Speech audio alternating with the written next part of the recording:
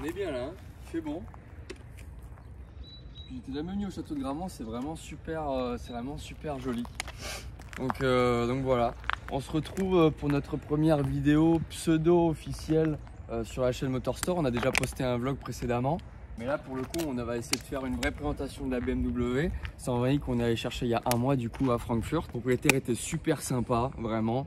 Et puis la voiture est dans un état juste mais royal comme vous pouvez le voir. Donc du coup elle est encore avec nous pour une dizaine de minutes puisque son futur propriétaire va arriver là, on va la vendre bientôt pour un prix à 14 800 €. Alors des gens qui pourraient être choqués du prix, mais en réalité on va vous expliquer pourquoi elle vaut encore aussi cher même après tant d'années. C'est la deuxième voiture qu'on va chercher et on compte vraiment pas s'arrêter là quand on voit vraiment le plaisir qu'on a eu à faire ça. Et du coup je vais vous montrer un petit peu, on va vous la présenter rapidement. On a été agréablement surpris parce que 120i c'est quand même du coup, c'est pas la plus haute gamme des séries 1 hein, évidemment, puisqu'il y a 136i, la 1M, le 125i.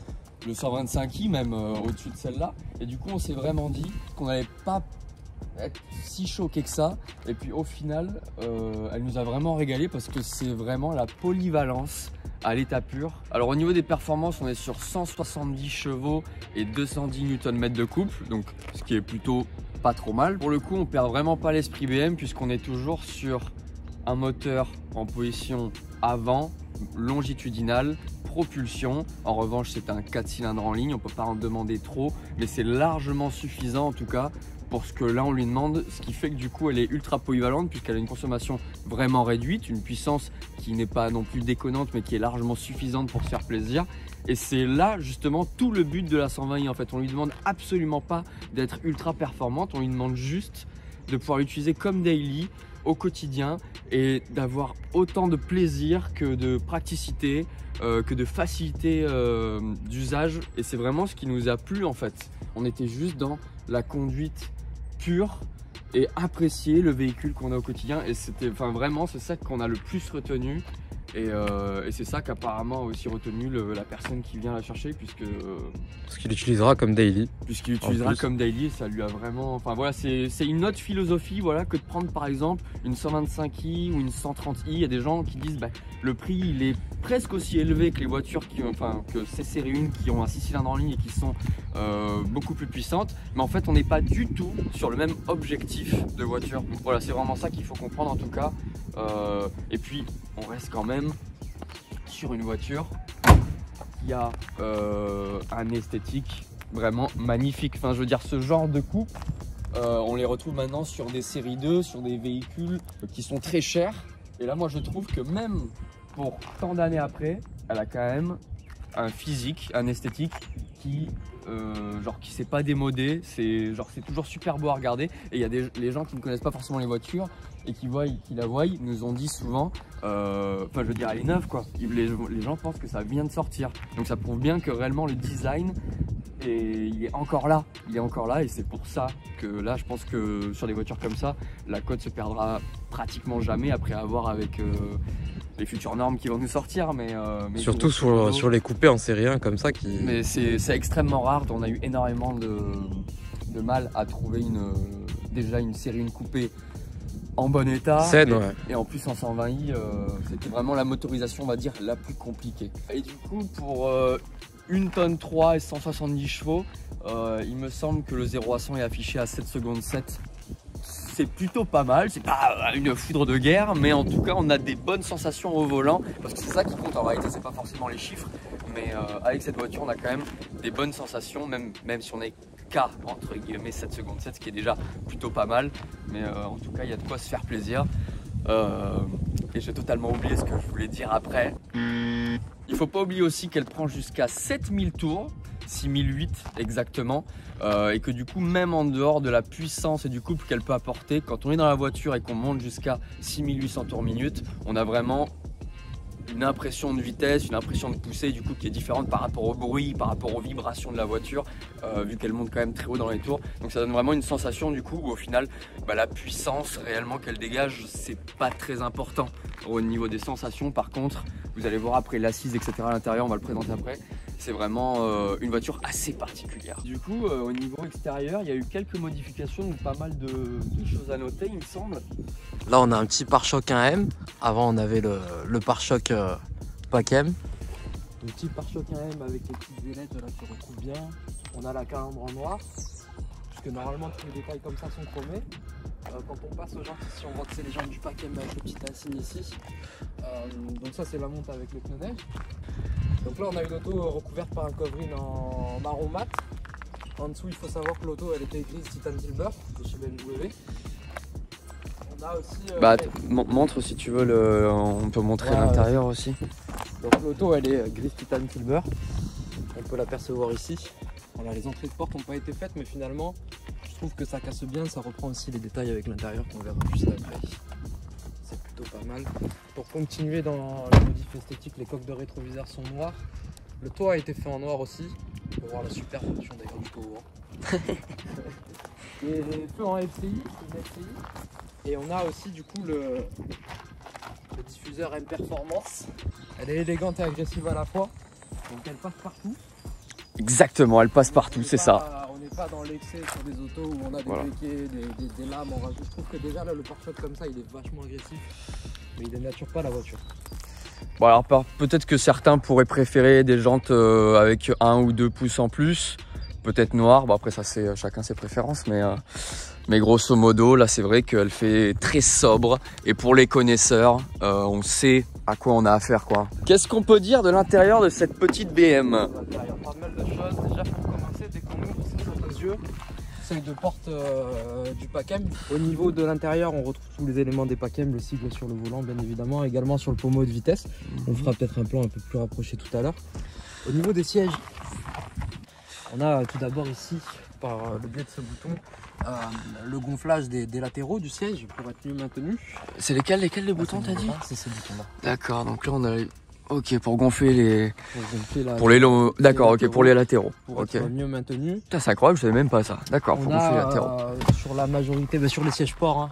Ouais, sur la majorité des BM, ça il me semble. Hein. On a, on peut avancer. En général, sur les pack M, puisque c'est pas tous les sièges qui sont comme ça, on a des sièges qui sont une seule partie. On a le ciel de toit noir, donc ça c'est assez exclusif. Il n'y a pas beaucoup de voitures qui l'ont. Je trouve que direct ça rajoute un charme quand on est dans l'habitacle. On a forcément le toit ouvrant, alors le Vélum aussi est noir, hein, bien évidemment. Voilà. Comment t'appelles ça? Un Vélum. D'accord, un Vélum. Donc on est sur un 3 portes, hein, donc forcément on rabatte les sièges pour passer à l'arrière. Voilà, donc c'est un 2+2. Hein. Voilà, donc du coup, avec une petite console centrale pour des petits rangements au milieu. Mais on n'est pas trop mal assis derrière, j'ai pu faire le test moi-même. Même pour avoir fait monter Langdon Cars pour la petite référence. Ah lui est vachement grand, mais il touche pas le plafond. Oh putain d'accord, ok. Donc pas si mal pour un 2+2. Donc voilà les petits détails qui font plaisir au niveau du lever de vitesse. En apparence sur la console centrale un effet un petit peu aluminium en nid d'abeille pour la qualité qu'on retrouve aussi ici sur le tableau de bord et sur les intérieurs de porte. Intérieurs de porte qui là pour le coup je pense tiennent à vie puisqu'on est sur du cuir extrêmement bien maintenu et du tissu où on sent réellement qu'il ne se décollera jamais en fait. Pas comme sur les Volkswagen par exemple où il y a énormément de problèmes là-dessus. La voiture dispose aussi du keyless du coup donc on peut c'est le démarrage sans clé tout simplement. Hein. On a la clé dans la poche, on peut démarrer tout de même avec le pied sur l'embrayage. Elle est bien optionnée, hein. Elle a les phares automatiques, les essuie-vitres automatiques, tout ce qui est commande au volant. Celle-là est particulièrement rétroviseur électrique aussi. De toute façon celle-là est particulièrement carrée en fait. Il n'y en a vraiment pas énormément des comme ça, des 120i comme ça. Donc elle part aussi un peu avec regret. Mais après bon c'est la vie quoi. On doit passer à autre chose après. Un truc encore plus énervé j'espère. On va démarrer un petit coup.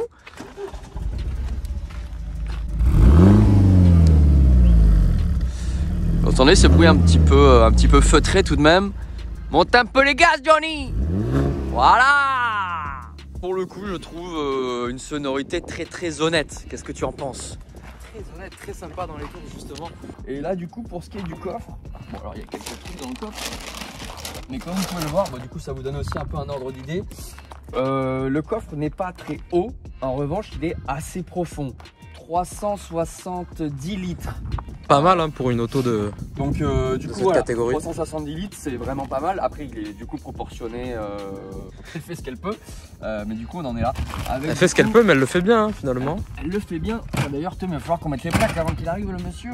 Alors on a remarqué que la plupart des voitures françaises avaient des fois les caches de la phare, mais n'étaient jamais équipées du système réellement. Donc en fait ça ne fonctionnait jamais. Ici ce sont seulement des caches, mais il y a bien le système. On a actionné les essuie-glaces avec le produit.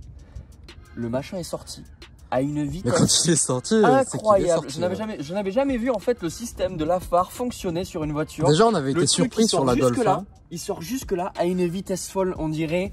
Ça fait un peu Transformers hein, quand ça se passe. Transformers en fait. Et le cash il est parti, il est retourné en Allemagne en fait. On était à la frontière, il est rentré chez lui. On a cru qu'on l'avait perdu à jamais, heureusement, parce que ça c'est super dur à trouver. Ça coûte à peu près 50 € la pièce, et puis pourvu que ce soit la bonne. Donc du coup Tom, qu'est-ce qu'on peut dire en conclusion sur cette petite BMW? Je crois que ce qu'on a aimé le plus, c'est sa polyvalence. Ouais. Pile entre Polyvalence en termes de confort et finalement. C'est très confortable, Ouais. la suspension est très confortable. Malgré qu'on soit sur le kit M hein, quand même, donc avec le châssis Même si M. on est sur le kit M, elle a quand même assez de roulis, c'est-à-dire que réellement quand on tourne, la voiture, elle balance quand même un peu de gauche à droite, donc ça reste confort, mais elle tient bien la route tout de même. Après, ne vous inquiétez pas, si vous voulez la faire glisser, il n'y a absolument aucun problème.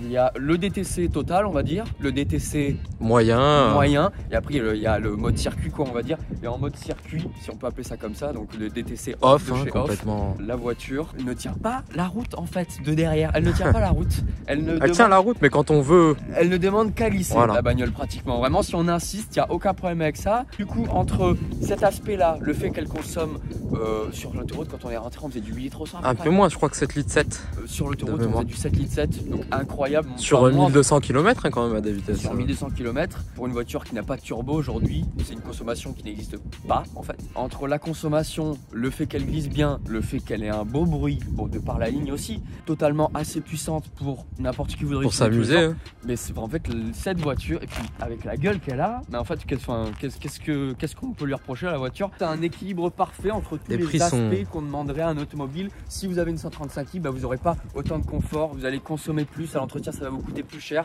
donc du coup l'équilibre. Là, c'est le parfait compromis entre plaisir et raison finalement. Exactement. Voilà, on a essayé de vous faire une petite vidéo de présentation assez sympathique avec On Tom. est un peu pris par le temps On a pas pris par malheureusement. le temps parce que le client nous attend. On va aller la vendre. Bien joué d'ailleurs à toi.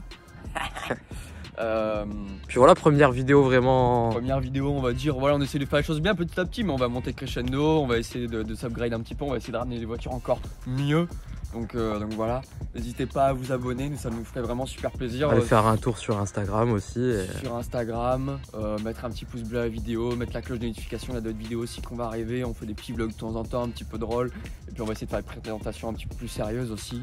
Ouais, on Avec prendra Tom. plus notre temps. En tout cas, ce préparera. projet Motorstorm nous tient vraiment à cœur. Avec Tom, on va essayer de faire les choses super bien. Et là pour l'instant, c'est bien parti. Ça fait 2-3 mois qu'on a commencé. On est, La deuxième moto, je sais pas si on l'a dit. c'est la deuxième moto.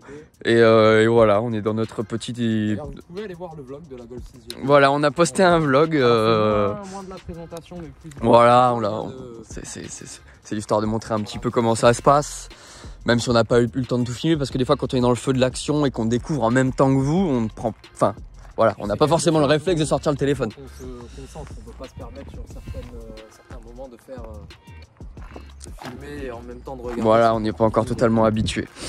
Donc en tout cas, voilà. On vous remercie. Merci et puis à bientôt. Et puis à bientôt pour la prochaine vidéo.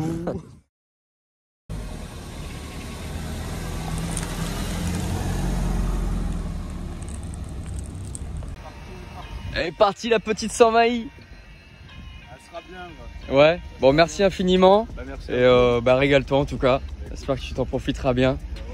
J'espère aussi. J'espère. On va le faire. Ça va pas de soucis. Ok. Allez, bon retour les gars. Ciao. Ciao, ciao, merci beaucoup.